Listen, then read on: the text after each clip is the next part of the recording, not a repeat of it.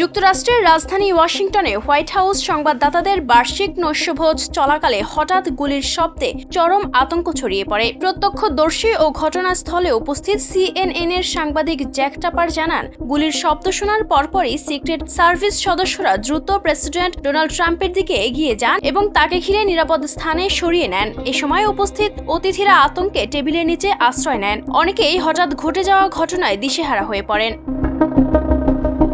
ট্যাপার জানান, তিনি নিজে গুলির শব্দ না শুনলেও সিক্রেট সার্ভিসের সদস্যদের দ্রুত দৌড়ে যেতে দেখেন। পরে নিরাপত্তা কর্মকর্তারা জানান, ভবনের ভেতরে একজন বন্দুকধারী থাকতে পারে এমন তথ্য ছড়িয়ে পড়ে, যা পরিস্থিতিকে আরও উত্তেজনাপূর্ণ করে তোলে। এ সময় যুক্তরাষ্ট্রের স্বাস্থ্য ও মানবসেবা বিভাগের প্রধান রবার্ট এফ কেনেডি এবং অর্থমন্ত্রী স্কট বেসেন্ট সহ প্রশাসনের শীর্ষ কর্মকর্তাদেরও দ্রুত সরিয়ে নেওয়া হয়।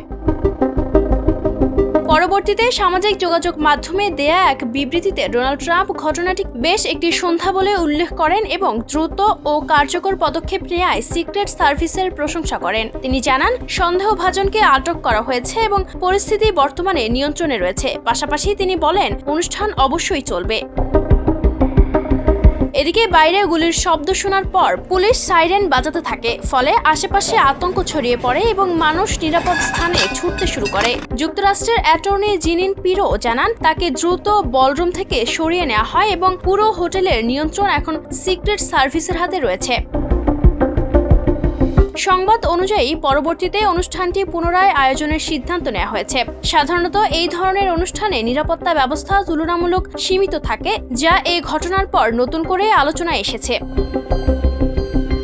এদিকে ঘটনার সঙ্গে জড়িত সন্দেহভাজনকে আটক করা হয়েছে। তাকে কোল টমাস অ্যালেন নামে শনাক্ত করা হয়েছে। রয়টার্সের তথ্য অনুযায়ী তিনি ক্যালটেকের একজন স্নাতক খণ্ডকালীন শিক্ষক এবং ডেভেলপার হিসেবে পরিচিত। পুলিশ জানিয়েছে, অভিযুক্তের কাছ থেকে একটি শটগান, একটি হ্যান্ডগান এবং একাধিক ছুরি উদ্ধার করা হয়েছে। তার বিরুদ্ধে অস্ত্র ব্যবহার ও পুলিশ কর্মকর্তার উপর হামলার অভিযোগে মামলা হয়েছে। 27 এপ্রিল তাকে ফেডারেল আদালতে হাজির করা হবে বলেও জানানো হয়।